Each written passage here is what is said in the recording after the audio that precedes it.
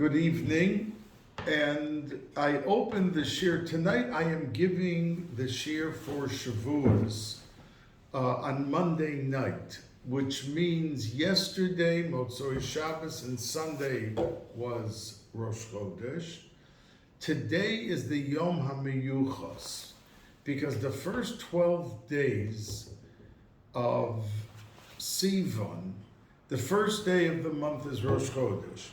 The second day is today, Monday, and that we call them Yom HaMiyuchos, the special, auspicious, dignified day.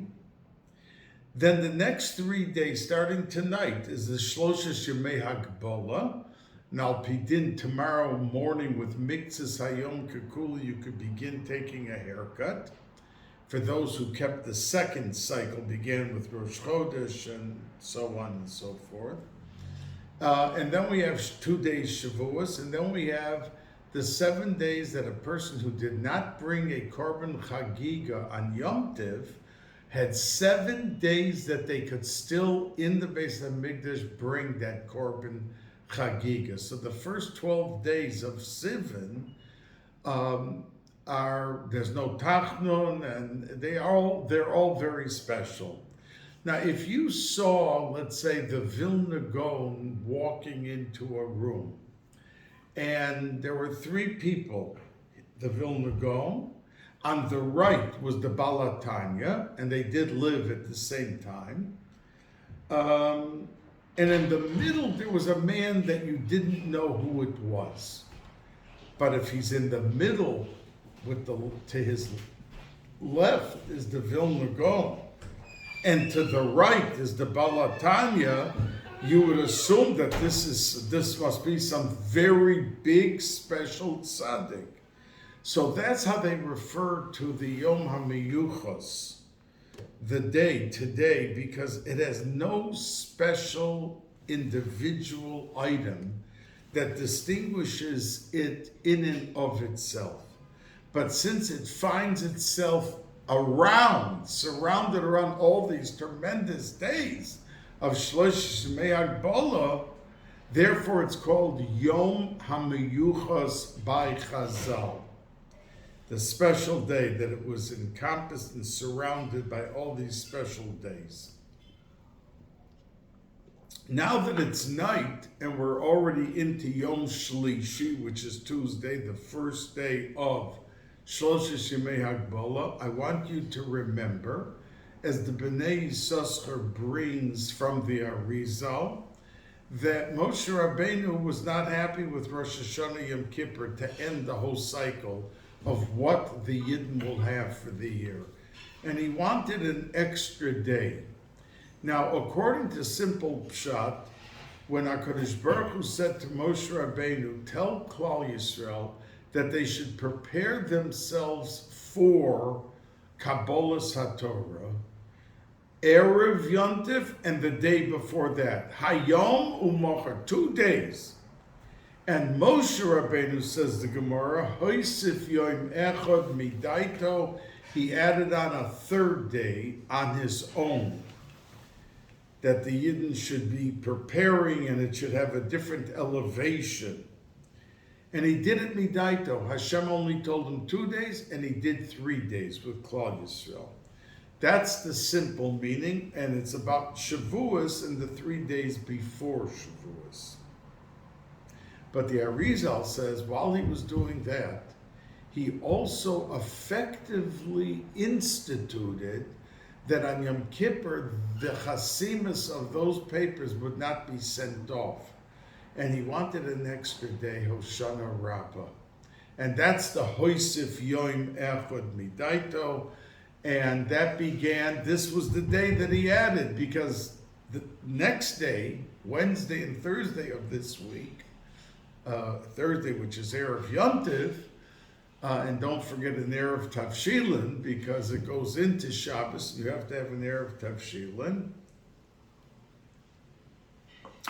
So this is the Alpi Kabbalah, the Hoisif Yom Echad Midaito, tonight, that a reference to the extra day he added of Hoshana Rabbah that Klal Yisrael would not be sent off for the year's activity and occasions and occurrences from the power of just Yom Kippur, but rather the power of Sukkot, the Simcha of Sukkot, with up until all those days of Simcha, up until Hoshana Rabbah.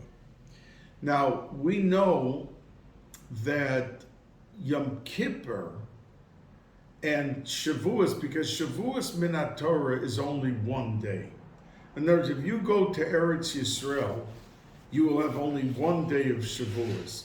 This year, that Shavuos is Thursday night, Friday, so the next day, which is our second day, Shabbos, for all of us in Chutz La'aretz, so in Eretz Yisrael they have to keep Shabbos also, so they're forced and like locked in, even though by them the second day is not Shavuos, but it's Shabbos. So they have to keep 48 hours, the first day being Shavuos, and the second day being Shabbos. But Minat Torah, the actual Shavuos itself, for Eretz Yisrael is just one day.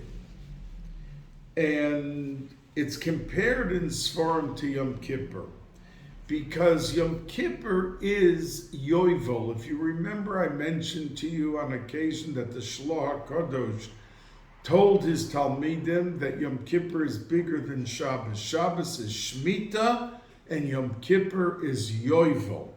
What is Yovel? The Jubilee year. It was the year that all the Avodim, all the slaves went back to their original status of free human beings. It was the day that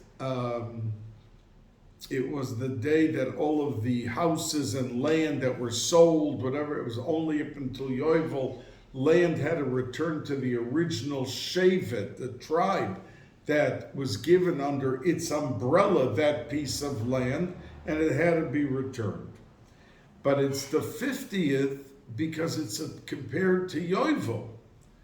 And Shavuos in that regard is also compared to Yovel, a 50th, because we count Sphira for 49 days, and that's 7 weeks, with each week having 7 days, 7 times 7. And then the 50th is the first night of Shavuos. And 50 is Yovel, because the 50th year was Yovel. And just like on Yom Kippur, everything was exalted and high, Shavuos is too, in that regard, the same thing. Because we know that on Shavuos, there is no tangible mitzvah that we do. That means we have a lot of minhagim. We eat cheese blintzes, we have milchiks, and we do a lot of things. But to say that it's equal to the status of Pesach eating matzah, which is a tangible item that we have to physically take and make a bracha and eat it, and on Sukkot take a lulav and an esrog, we don't do that on Shavuos. And that's one of the reasons that the 4 names of Shavuos, one of the names is Atzeres. And in Shulchan Aruch, it says, why does it have the name Atzeres? Because Atzeres means to hold back. And the only thing we have on Shavuos is the fact that we have to hold back from doing malacha, to doing anything which is forbidden on Yom Tov to do. But you can't point to someone and say, well, this is the mitzvah. But we do have the mitzvah of learning Torah. And somebody once asked and said, what do you want from human beings? You put them into a world and they look at a food, they right away have to hold back from eating it because it may not be kosher. You don't know if it is or it isn't. A person begins a conversation and you have to hold back for what you say and what you don't say. What's permitted to say, what's not permitted to say. So it's a lifetime of holding back. And if a person is in such a world and he's a human being, it's factually very hard to survive that you're not allowed of this and you're not allowed of that, you're not this. A whole day, you're not allowed to look at this, you're not allowed to listen to that. It's a restrictive, limited, a life of limitation. So the Mefarshim say, yes, it is limited, but Torah Tavlin, that the power of Torah, that when it seeps into one's neshama, and he learns a piece of Gemara besides feeling good about the learning that was done, and especially if he does it l'shem shamayim, then he is able to ascend into a realm which is so high and so lofty that that is the answer to the limitations, because it will give the person the fortitude and the ability to not only withstand and not eat this and not say that, but he will be happy while he does it, because he'll feel that he is fulfilling the Torah, and it's the Torah that he learned that gives him the backbone and the strength to be able to hold back and to do. Now, yesterday, 2 days ago on Shabbos, we read Parshas Bamidbar, and it talked about the different Shvatim. So if you saw B'nai, let's say Reuven, it says B'nai Reuven, B'nai Shimon, and it describes how many were in the tribe, how many were in the Shevet. But when it comes to Zvulun, it says Uvenei Zvulun, a Vav. Doesn't have a Vav by any of the other Shvatim. And the Chazal say that the reason there is a Vav there is because a person, if let's say Chas v'Sholom, Lo Aleinu, he can't put on tefillin. He broke his arms or he's in a hospital, there's a problem and he can't that day put on tefillin. He cannot designate somebody else to put on the tefillin, and he should get the mitzvah. By the other person putting on the tefillin, not on the person who can't, on himself. He can't be moitzi somebody with tefillin.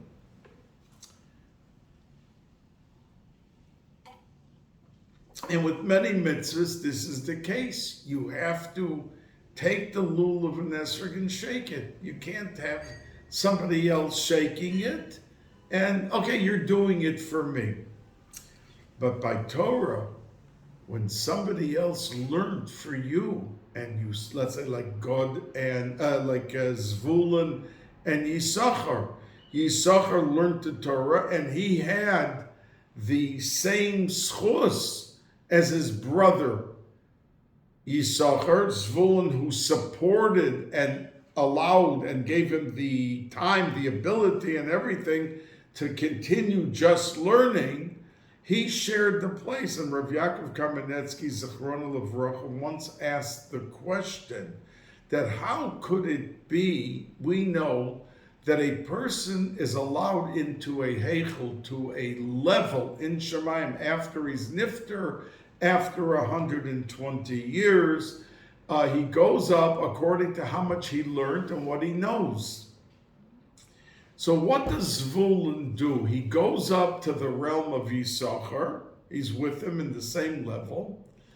And they're all talking Torah, Chidushim, and he's sitting there. He was a fisherman. He was on the seas, merchandising.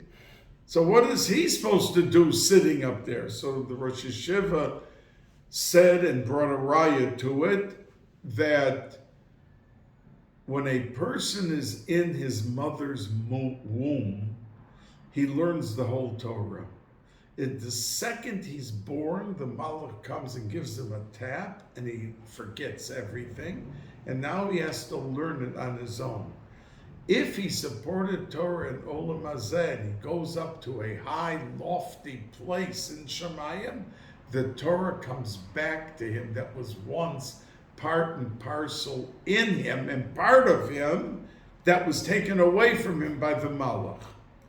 So it's not that he has to sit there embarrassed or with nothing to do, and that's Olam Haba. You're going to be enjoying, basking in the luster of the Shekhinah and HaKadosh Baruch Hu, enjoying to the highest and fullest moment every second there. So that's why it says Uvnei Zvulun, because the Vav is Chibur, it attaches itself to what was said before, and right before that was talking about Yisachar, who he supported, and all of his Torah was because he had the opportunity because of him. Now, we know that the Chassam Sofer has a long and lengthy discussion about the second day of Shavuos. You see, the second day of Pesach and the second day of Sukkot is a Sveika D'Yoima that we kept the minig of doing both days, even though we have a calendar, and we know exactly when the first day is and the second day. So there's no more Sveika D'Yoima. There's no more question which day is the second or the first. But we keep both because that's what the minig avosenu biyodenu, that's the minig of Klal Yisrael, what it was, and we continued it in the same fashion. But says the Chassam Sofer that the second day, we have no Sveika D'Yoma by Shavuos.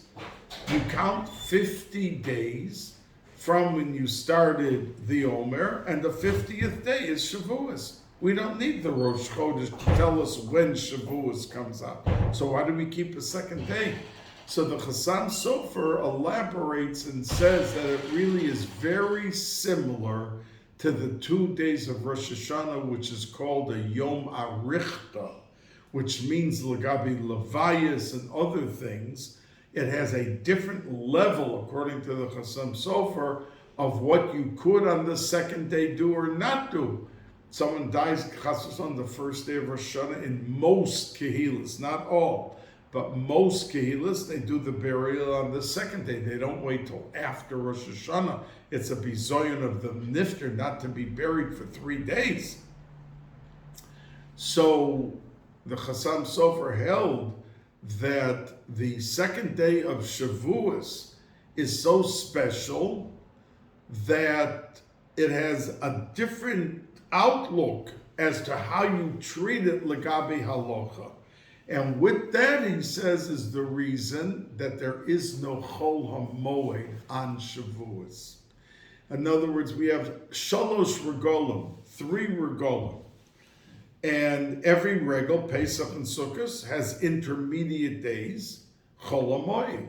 And even the Gemara, even though the Gemara in Moed Katan elaborates on Kol HaMavaza as HaMoados, and it's referring to Chol HaMoed, that if a person wears weekday clothes, and he did as if it's like a regular weekday, so it's Ke'ilu Oived Avodah Zarah. That's what the Gemara says.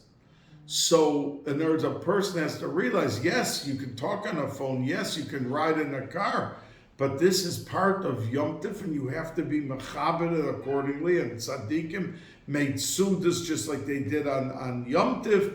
They have a suda, and on Sukkot, most of the Rebbes have 2 sudos publicly on Chol HaMoed. But it's still a level lesser than Yom Tif. Because Yom Tov, you can't talk on a phone. You can't get in a car. The Kedusha of Yom Tov is still a notch higher. So, since Shavuos has such a level of Kedusha both days, there's no room for a Chol HaMoed. Because Shavuos is not a day with a Sveika D'Yoima or any of that. And that's why, even though it's one of the Shalosh Regolim, but it does not have a second day of Yom Tiv. Now, we know that we, on that on the second day, first of all, I want to say to you that the Baal Shem Tov's yahrzeit is on Shavuos. And his family, that means all those, Einik, and Urin, all the family, keep the second day of Shavuos as his yahrzeit. Most of the world says that the first day is his yahrzeit. And the Baal Shem Tov explained it himself before he was nifter. He said to his family and to his Hasidim that on the first day of Shavuos it will look like I was nifter. My body will be there and you'll think I'm nifter. But Lemaisa, I am, when you see the clocks in Mezhebush, the name of the city where he lived was Mezhebush. When the clocks on Shavuos stop, then you will know that that's my yahrzeit. I went into Gan Eden Ha'elyon. And on the second day of Shavuos at 12 o'clock, all the clocks in Mezhebush stopped, and they knew that that was when he went in, ascended to Gan Eden Ha'elyon, and that's when they all keep, his family and children, and Einik, all keep the second day of Shavuos. Now, Erev Pesach, Reb Pinchas Koritzer went into the Baal Shem Tov, and he saw the Baal Shem Tov was a little troubled. And he asked him, is the Rebbe okay? So he said, well, they showed me from Shemaim that this Shavuos, I'm going to be nifter. So Reb Pinchas Koritzer locked himself in a room from Erev Pesach, all 7 weeks, and came out Erev Shavuos to his Rebbe, and the Baal Shem Tov asked him, Nu Pinchas, did you succeed in helping me?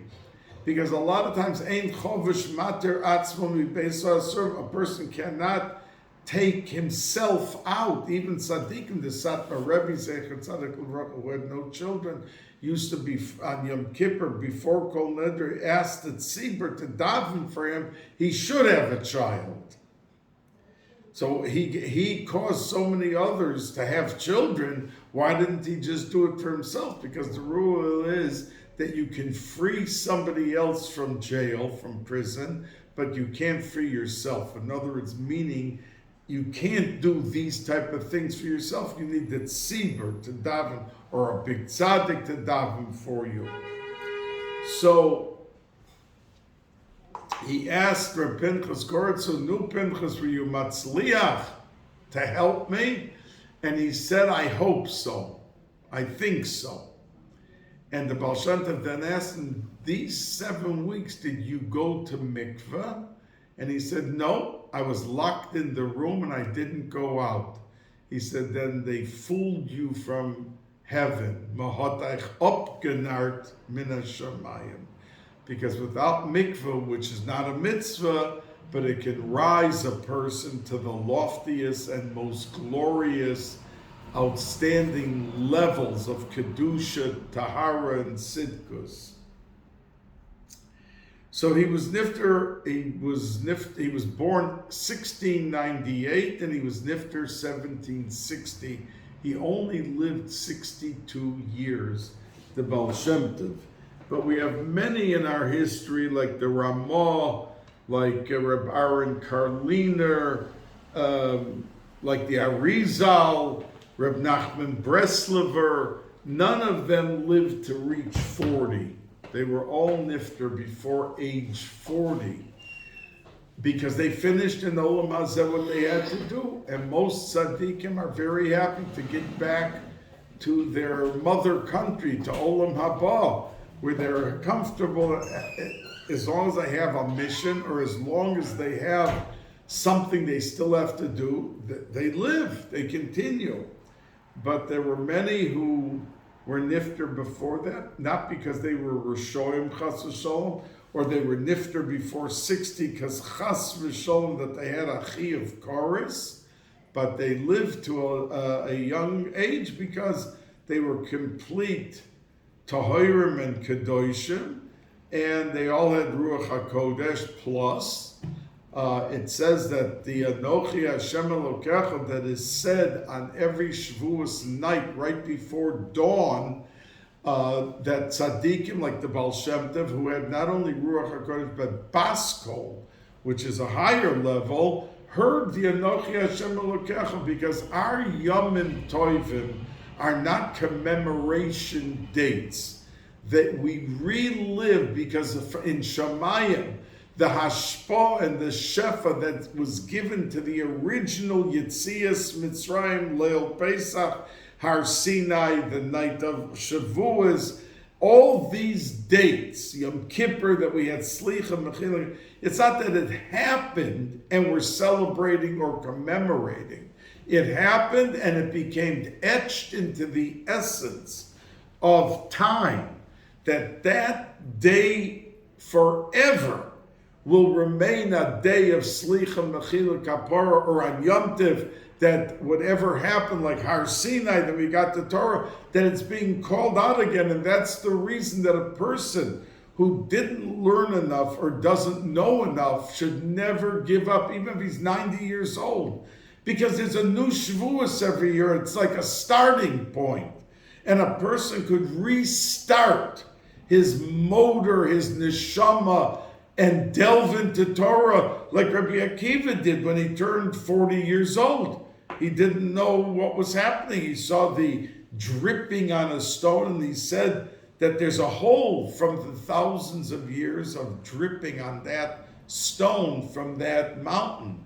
And he saw a drop and a drop, and here was a stone. So it shouldn't have made any difference, but it did make a difference. So he said that if a stone could absorb and have an effect over so many years, so my neshama can have an effect by learning Torah, and I can be accepted. And he went on to excel above and beyond anybody, including Moshe Rabbeinu.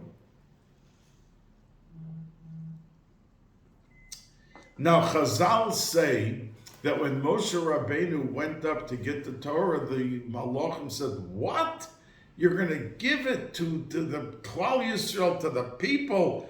They're sinners, and they're human, and they're indulging in the food and the how could you give the holy Torah to Klal Yisrael?" And the Medrash says that HaKadosh Baruch Hu changed the face of Moshe Rabbeinu to look like Avram Avinu. So says the Medrash. And when the Malachim saw Avram Avinu, they kept quiet. They said, "Okay, we take our objection away." Why was that? Because HaKadosh Baruch Hu said to them, "Do you remember that old man who was just circumcised? And he was so sick, and it was a heat wave, and he came running out to feed you, to give drink, to give you shade so you could relax in comfort of not the heat, but something cooler." And so we see that, and that, by the way, since that example was given by HaKadosh Baruch Hu to these angels who were objecting, is one of the reasons that we have milchiks. Because Avram Avinu gave them milchiks and meat, and we teach the children, how did he do that? You can't eat together milchiks, but he first gave the milchiks, and they waited a little bit, then he gave them the fleishiks. So therefore we have the minhag to eat milchiks on also their kalim when they got to Torah, where they realized their kalim were then treif, they couldn't cook anything, so they ate cold milk, cheese, things that were milchiks. But the point being that the chesed saved the day.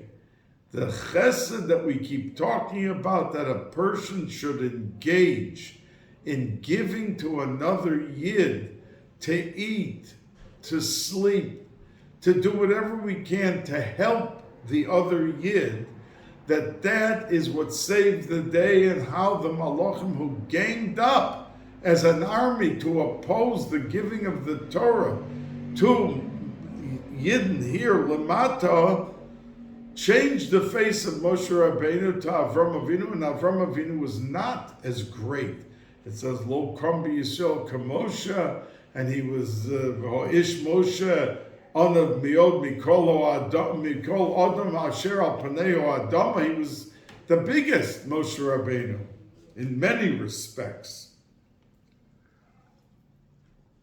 But what saved the day was the milchiks that was given before the fleishiks, and that's why we commemorate that with our minhagim of having milchiks. Reb Levi Yitzchak of Barditchev used to say, they said of him, that the word cholov, which means milk, is begematria 40. A ches is 8, a lamed is 30, and a beis is 2. That's 40. And that every time he took a coffee, because the Yiddish word for coffee is kave. When we say today, somebody, efsher vilter a kave, maybe you want to have a coffee. So the word is kave. Kave is spelled kuf, vov, hey, kave. So when he used to pour the milk into the coffee, he was machaven the kavanas of dipping in the mikveh, because milk is begematria 40, that's mem. So if you put a mem in front of the word kava, it's mikveh. And while he poured the milk, he was able to be metaher and mezachach himself, because he wasn't looking at the coffee. He was thinking about the mikveh as he would have dipped in the mikveh. That's what he was doing while he was pouring and drinking the coffee after he made the bracha.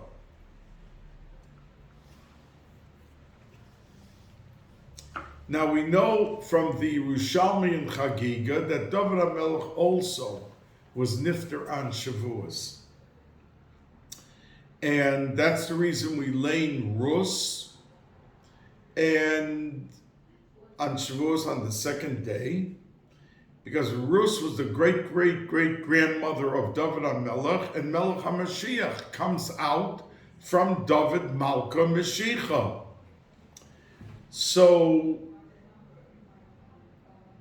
Meforshim say an interesting thought. There were 2 daughters-in-law. One's name was Orpah, and one's name was Rus. And Rus is, from a Lashon Chazal say, Rave, to make comfortable. Because when Mashiach will come, Klal Yisrael is going to be very comfortable. Very comfortable in the 4,000 years that we were scapegoated and beaten on and sent out, driven out of countries, and what we had to live through with Holocaust and that, that we will suddenly have an unbelievable level. We will have an unbelievable level. So the Medrash says that Rus is called Rus because of the fact that she's going to bring that Nachas Ruach Rave to Klal Yisrael, and that she connected herself to Naomi. Orpah gave up Naomi. And in one day, the Medrash says that she left everything she was mizana in one day. So the Meforshim say, how could this be that she was in such a state of Kedusha with Naomi and her 2, the husbands on earth? They were not Yidden, they were not Magayer. And she was Moavis, Rus. So how did they marry from Moab? They didn't have a heter to do it. Boaz later made a drasha, Moav v'lo Moavis, Ammon v'lo Ammonis, that the men are Rasa, but not the women. So the women became mutter, but at that time they were still Usr. So Rav Palm in his Sefer says, and speaks a lot about it, what attracted Rus to Naomi was her name, that she was a Metzias of sweetness and pleasantness. The word noyam, that she was so pleasant, even though her convictions were, she kept pushing her. We learned up so many halachas about gerus that you have to discourage and tell them not to become a yid. And after a certain point, you stop discouraging, and if they want to become, then you become. But she wouldn't let go, and Rav Pam quotes a medrash that's why she was called Naomi, because Naomi means neimus, sweetness and pleasantness, and that when she saw what the Torah was, plus what embodied the person, not to be angry and not to be vengeful and not to be rough and not to be mean and not to be mean-spirited, that sealed the thing. But Orpah went in one day, and the Mefarshim say that's the koyach of who you hang around with, who you find yourself. You want to sit in shul, and that you want to sit on the side while they're busy talking chas v'sholom during Kriyas HaTorah, and they have no Kriyas HaTorah. They were yoitza. They walked from their house to the shul. They were talking during davening. So if you sit in that group, that's what you're going to be. The old Scholar Rebbe, Zecher Tzadik V'Kodesh Levracha, on one Shabbos, he said to the tzibur, if any of you would know what the effect of your families, how they're affected by talking during Chazoras Hashatz or Kriyas HaTorah, you would never the rest of your lives ever say one word. Because if you saw somebody coming at your family with a gun or with a knife, you would jump up, you would do anything, you'd give your own life. But over here you're being mamshich the midas hadin in the most unbelievable way in what you're doing to your families. And if you want your families to be mushpa with ach tov v'chesed, learn how to say never a word during davening or during Kriyas HaTorah. And in his lifetime, he sat in a separate room in the shul, like the Rishner Kinder used to do, and never was out to say a word or to hear a word during Kriyas HaTorah or during Chazoras Hashatz. So it's who you find yourself around. You move to a community and you're only worried about the house. How many bedrooms, how many bathrooms? Why isn't the first question, how far is it from a shul? What about the shul as the first question? If you can even look at the house, if it's 3 miles away from the shul, can you consider, is that what you want your children to grow up in a house that half the time it's raining or snowing and you can't get to a shul? Orpah the first day went, as soon as she left, 3 hours later she was with the worst element. And that's what the Medrash says, how she fell in so bad. The Medrash lists the Averas she did that first day, unbelievable. But Rus went to become the progenitor of Melech HaMashiach, her great-great-grandson, David Malka Mashiach. Now, we know that Boaz was one of the Shoftim. There was a Tekufa 17 years after Klal Yisrael came into Eretz Yisrael, and it's called the Tekufa of Shoftim. It began with us. There were 15 Shoftim.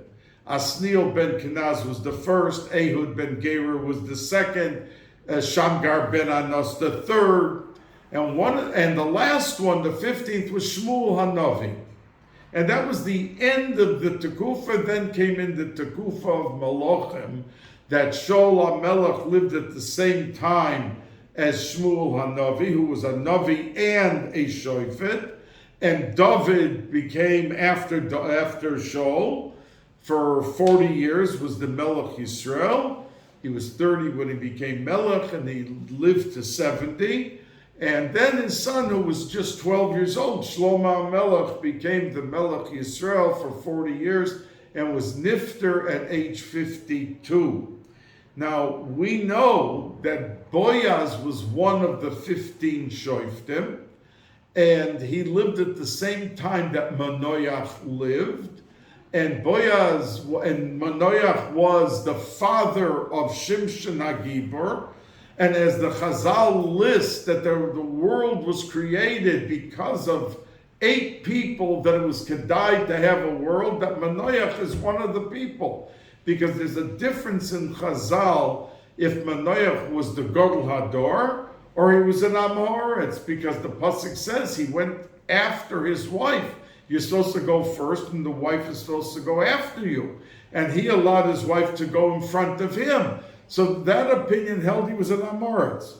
But the other opinions is he was the Godel Hador and the Tzaddik Hador. And Boaz was 400 years old when he married, in the last day of his life, he married Rus. And he was with her, he married her, he was mater because Moya v'lo Moavis, it was mutter. And they were united and married and united that night, and she became expecting. And from that child came out the Doros to produce David HaMelech, Malka Mashiach. But the Gemara says an interesting thing, that Boaz had 30 sons and 30 daughters. And he made, the Gemara says Beferish, he made 120 simchas. That when each child got engaged, he made a big l'chaim, and when they got married for the wedding, he made a big, so there was 120 celebrations, and the Gemara says, and he did not invite Manoach to anything. And they lived at the same time, and he was a very famous person, Manoach. So the Marsha says that the reason he didn't invite was because he felt that he couldn't reciprocate. That means Manoach had no children, and he didn't want him to feel bad. A person goes to a wedding, he wants to feel that at some point he's going to invite the person making the wedding back for his simcha. And Manoach had no children, so he felt he couldn't reciprocate and he'd feel bad. So he didn't invite him at all. And the Gemara says, Beferish, L'shem shamayim niskavna. That means Boaz was rich. Boaz invited the whole town to the weddings, to the l'chaims. But why would he not? Why would he not invite Manoach? So that's the teretz that the Marsha says. But the Gemara says that after he finished marrying the 60th child, at the 120 celebration, Boaz began to lose every one of his children. The 60 children started to die, and he had no one. And he was 400 years old. So what would most people do? They'd be drooling and self-pity and what did I do in my life that Hashem did such a thing? That even he was 400 years old, he married again and he produced Mashiach from that thing. That he didn't let the atzvus and the disappointment grab hold of him and direct him how to live. He didn't forget HaKadosh Baruch Hu, and he didn't forget the Torah, and he married at that last night, 400 years old, and he was nifta the next day. He didn't give up, and he married at that point Rus and produced Melech HaMashiach. Now, I want to take just a few minutes to discuss Akdamis. The whole world on the first day of Shavuos says Akdamis. Who wrote Akdamis and how did it come about? And there's a person who's called Reb Meir Shliach Tzibur, and Reb Meir Shliach Tzibur, Rashi quotes in 12 or 14 different places. He lived 70 years before Rashi. Now Rashi in the English year was born in 1040, which means roughly 1100 years ago. Rashi and the Rif were both Nifter 1103 and 1105. But Reb Meir Shliach Tzibur was born 70 years before Rashi. And he was a Shliach Tzibur in Vermeise in Germany. Now, if Rashi quoted him, Rashi Baruch Kodsho, obviously we see who this Meir Shliach Tzibur, how great and how big he must have been. And in the city of Vermeise, Magenza, in Magenza there was a Galach, a priest, who used to go over to a Jew and touch him, and he died. He was a master of Kishuf. So all those who bring down this story say that the Jews of the community in Magenza went to the Kaiser, and he was nice to the Jews. And they said, what should we do? He just hates Jews. It's not that the Jew did anything. He walks up to a Jew and he touches him and the guy drops dead. What should we do? So the Kaiser called in the Galach and he said, why are you doing this to the Jews? And he went through a whole litany. The Jews are rotten. The Jews are bad. The Jews are this. The Jews are that. So the Kaiser said, I want you, because I know you're doing it with the power of black magic, kishuf. I want you to stop. So the Galach asked the Kaiser, I would ask you one favor. I'm willing to stop. But I want to debate a year from today someone from the Jewish community. And if they don't want to debate me or they don't come, I'm going to go over to every Jew in Germany that I can get my hands on and kill them with my touch. So the Kaiser said, okay, then I'll grant you, because they have very wise men, and I'm sure they'll have somebody that could debate you and have a vikuach. So the Jews were deciding who could they put up against this Galach. And the months were passing by, one month after another, till it came to like 2 weeks before the deadline. And they didn't have anyone. So one of the big tzaddikim in the city, in a dream, asked the Sar HaChalomos, who should we put up?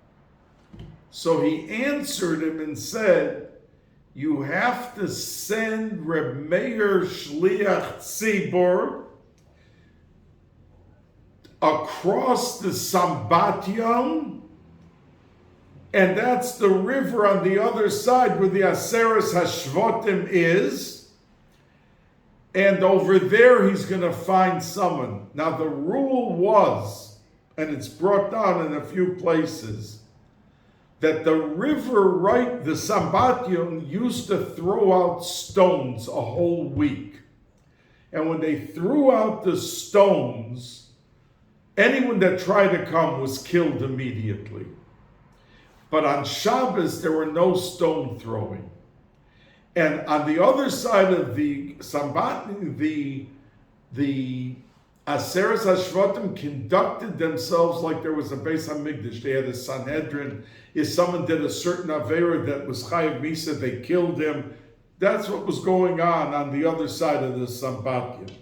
So Reb Meir Shliach Tzibor gave his wife a get, because it says that anyone who went to the other side never ever came back. And he didn't come back either.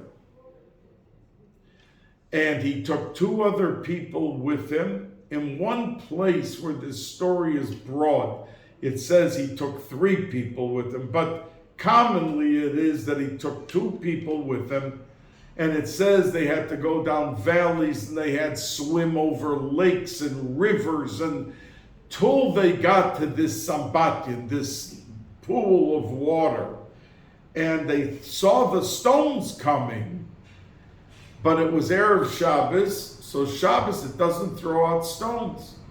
So Reb Meir Shliach Tzibor told the 2 people who were with him that they should wait there, and that he was going to swim over on Shabbos. Bimachal Shabbos, that it's to save all the Jews what's going on.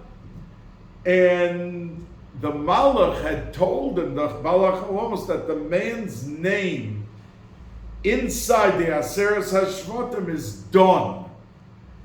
And Don is going to go with you, and he's going to take on the mission. So he got to the other side, and they grabbed him. They said, you were Machal Shabbos, you just came across a river. So he said, I came here for Pikuach Nefesh, to save the Jews. So they said, you're right, and okay, no problem. And he said, who is Don?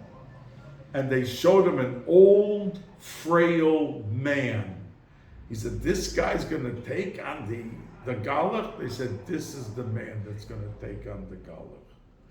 So he remained there. He gave Don a letter to the community that now that he left his wife on this mission and he can't come back, and he gave her a get that the community should support her, that she should have what to live for her and the children. And he never saw them again. And he sent a letter with Akdamas.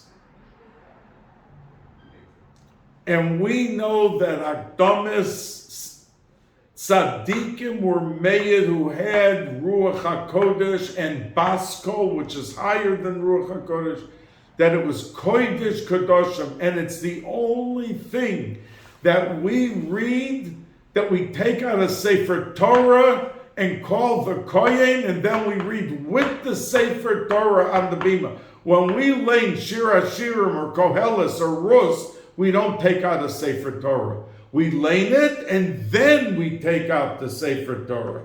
Not while we're laning, do we say, while the Sefer Torah is there, do we say it? But we say it while the Sefer Torah is there. Because he wrote the Mamish in code form, secretly in Akdamas, when Mashiach is going to come, when there'll be Tchias HaMesim, when the world's going to revert back to Olam Haba, like Adam and Chava, Koidem HaChet.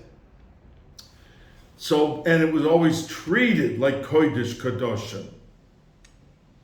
So, this Don swam across the Sambatyon, and he got to the community in Vermeiza, and the Galach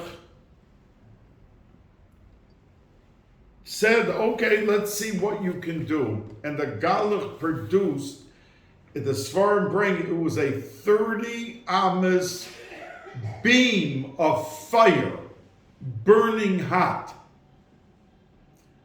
And the Galach looked at it and said something, and it went into the ground. So the Galach turned to this Don and said, so let's see what you can do with the beam.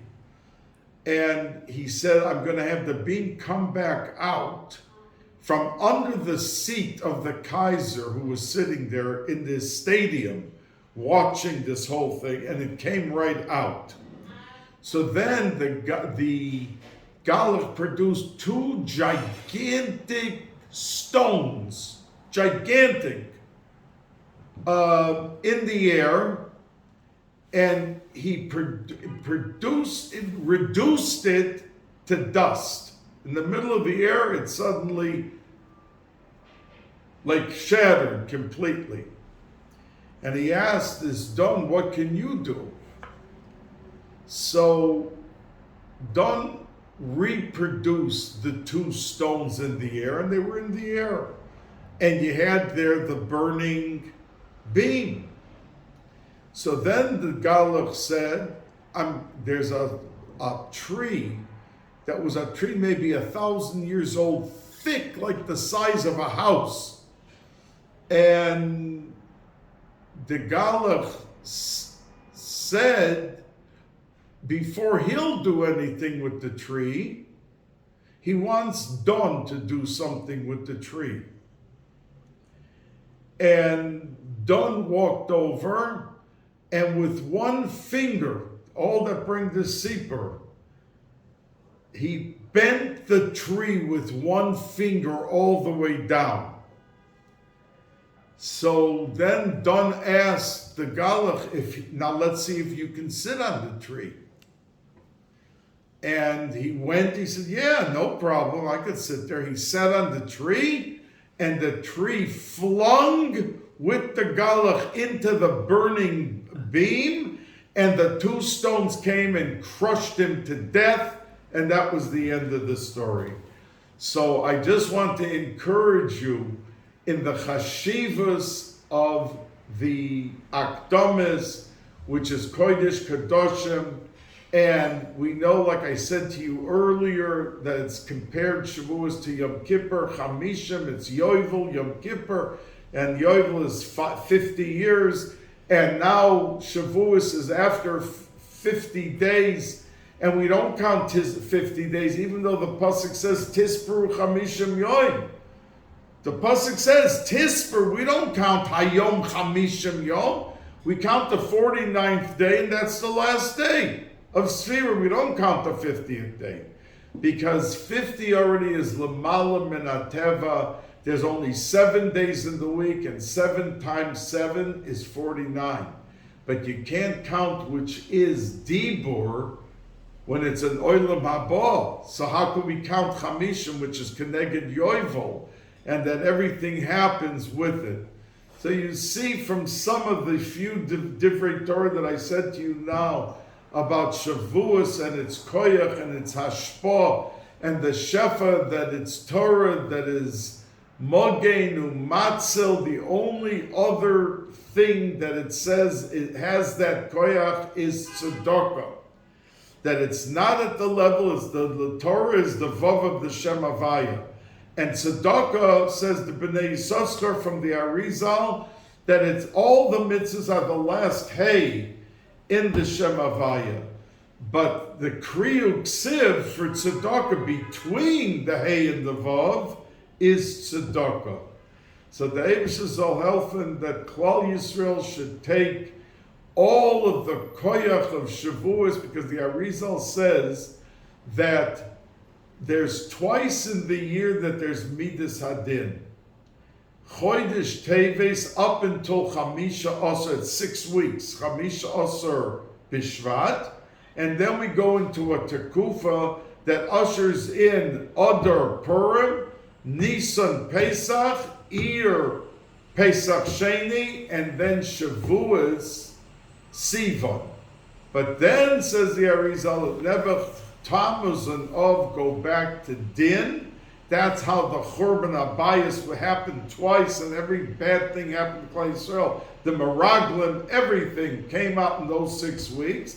But then we come back to Chamisha Asar Be'av, that the Mishnah says, Lo hayu b'Yisrael yamim toivim, ka Chamisha Asar Be'av v'chayom HaKippurim, that we come back to Chesed and Rachamim.